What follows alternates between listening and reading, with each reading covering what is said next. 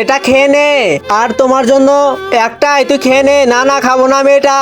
ও যদি বুঝতে পারে তাহলে তো নেবে না। এখন কি করি? হ্যাঁ, আইডিয়া। এই নে, আজকে দুইটা এনেছি, এখন দুইজন মিলে খাবো। আচ্ছা, কিন্তু এটা তো শুধু কাঠি। কান্না করছিস কেন? আমি পরীক্ষার সময় পরীক্ষা দিতে পারি নাই, ওই জন্য ফেল করছি। কিন্তু কি জন্য? কি হয়েছে ভাই?